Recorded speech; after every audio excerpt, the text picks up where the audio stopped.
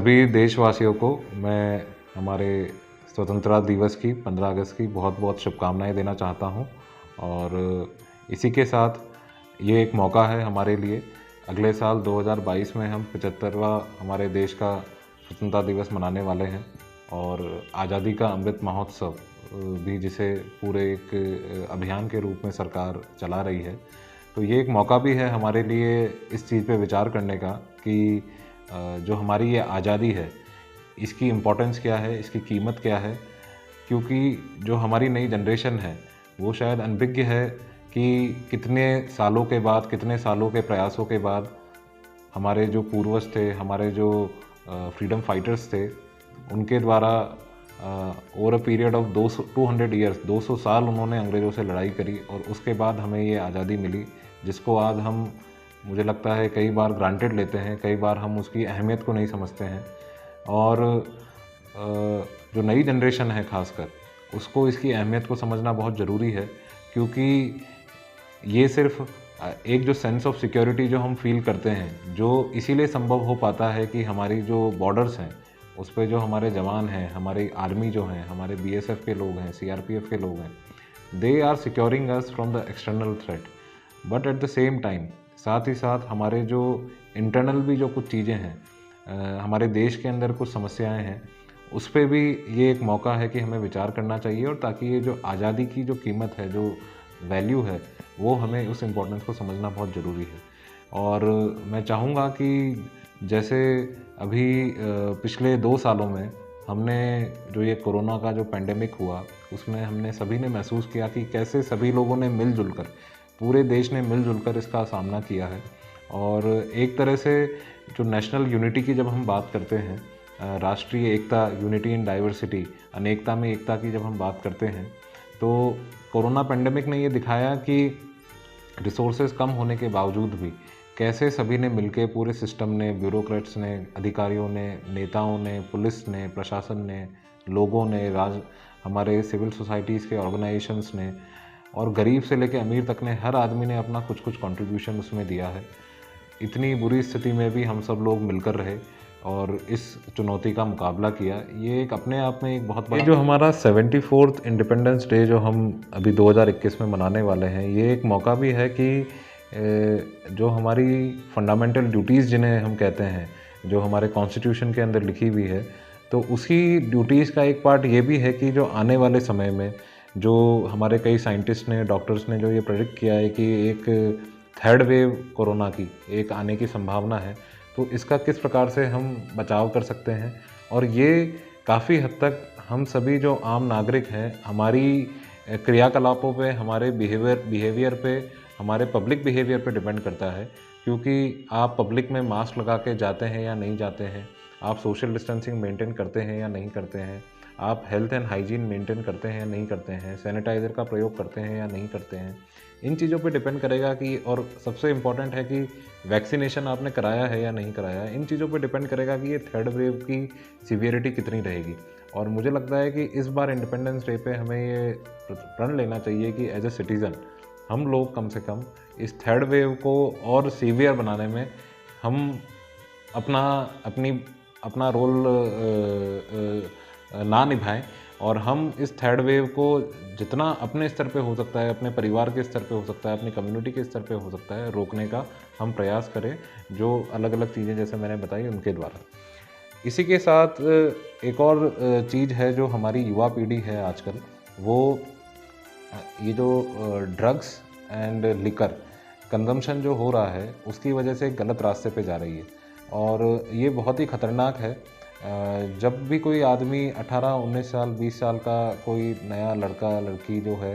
उनको ये लगता है कि एक रिबेलियस एटीट्यूड उनमें होता है कि हम कुछ ऐसा करेंगे जो अलग होगा, और उस अलग दिखने के चक्कर में वो इस गलत रास्ते पे चलते हैं, जो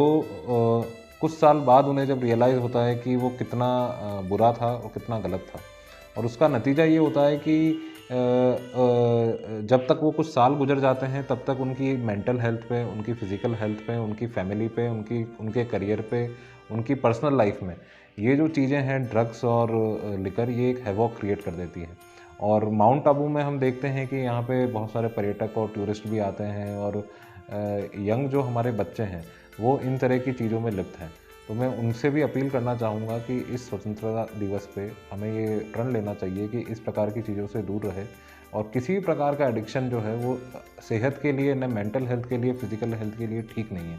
तो हमें इन चीज़ों से भी दूर रहने की आवश्यकता है, तो ये भी एक प्रण हमें लेना चाहिए। और इसी के साथ as a Mount Abu SDM I would also like to appeal, जो हमारे यहाँ पे जितने भी टूरिस्ट आ रहे हैं, पर्यटक आ रहे हैं, उनसे सारे देश से हमारे यहाँ लोग आते हैं, तो मैं उनसे कहना चाहूँगा कि आप जब यहाँ आते हैं तो माउंट आबू में ज़रूर आप एंजॉय करने के लिए आ रहे हैं माउंट आबू में, और आपका स्वागत है, आप पूर्ण रूप से एंजॉय करिए। लेकिन साथ ही साथ एज ए रिस्पॉन्सिबल टूरिस्ट आपको यहाँ पे बिहेव करना चाहिए, आपको सोचना चाहिए कि यहाँ पे भी कुछ लोग रहते हैं, यहाँ पे भी फैमिलीज़ रहती हैं, तो आपका बर्ताव, आपका बिहेवियर यहाँ पे किस प्रकार का रहेगा। हम देखते हैं कि कई बारी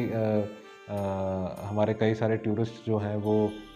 ड्रिंक एंड ड्राइव में लिप्त होते हैं, फिर पुलिस को कार्रवाई करनी पड़ती है, प्रशासन को कार्रवाई करनी पड़ती है और एक नेगेटिव सा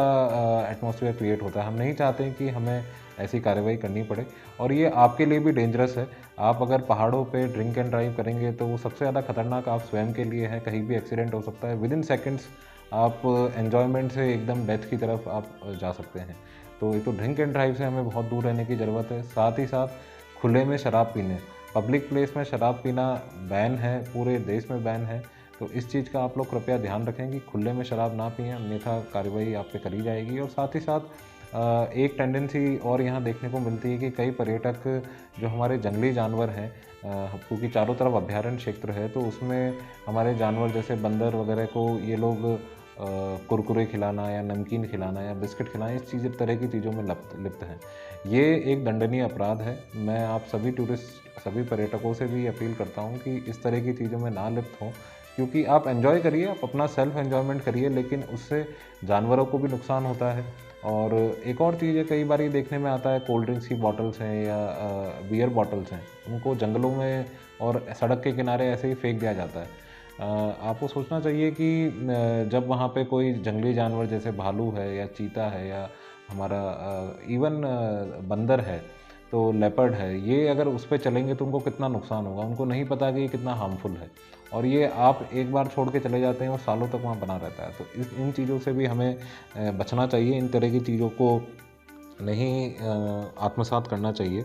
माउंट आबू नगर पालिका राजस्थान में पहली नगर पालिका थी जहाँ पे प्लास्टिक मुक्त अभियान हमने चलाया था और पिछले 2 साल में काफ़ी उसमें प्रोग्रेस भी हुई है, लेकिन अब फिर से देखने में आ रहा है कि धीरे धीरे प्लास्टिक का यूज़ बढ़ रहा है। तो मैं सभी पर्यटकों से एज ए रिस्पॉन्सिबल टूरिस्ट आप लोगों से अपील करना चाहूँगा कि प्लास्टिक का कम से कम प्रयोग करें और माउंट आबू को नीट एंड क्लीन बनाने में सहयोग करें। यहाँ पे एक चारों तरफ सेंचुरी क्षेत्र है, यहाँ का जो भी कचरा है हमें रिसाइकिल करने में नगर पालिका को काफ़ी समस्याओं का सामना करना पड़ता है, काफ़ी हमें खर्चा भी करना पड़ता है। तो जितना हम रिस्पॉन्सिबल तरीके से नीट एंड क्लीन रखेंगे, उतना हम प्रशासन का इसमें सहयोग करेंगे। और मैं आप सभी को विश्वास दिलाता हूँ कि पूरी पुलिस प्रशासन, सारी नगर पालिका और यहाँ के सभी लोग आपका तहे दिल से स्वागत करते हैं, लेकिन साथ ही साथ आपसे ये एक्सपेक्ट भी करते हैं कि आप एक रिस्पॉन्सिबल टूरिस्ट की तरह यहाँ आएंगे और एंजॉय करके जाएंगे। हम लोग सभी आपके साथ हैं, आपको अच्छा एक्सपीरियंस माउंट आबू में मिले, ये हम सभी की प्राथमिकता है। और टूरिस्ट के लिए भी हमने काफ़ी डेवलपमेंट के प्रोजेक्ट्स यहाँ पे माउंट आबू में आने वाले कुछ सालों में होने वाले हैं। और मैं उम्मीद करता हूँ कि ये जो स्वतंत्रता दिवस है, 74th इंडिपेंडेंस डे, जो हम 15 अगस्त को मना रहे हैं, जो हमने बातें मैंने आपसे करी, इनमें से कुछ बातों को आप आत्मसात करेंगे और नेशनल डेवलपमेंट में आप अपना रोल जो है वो एज ए रिस्पॉन्सिबल सिटीज़न आप निभाएंगे। Thank you. जय हिंद।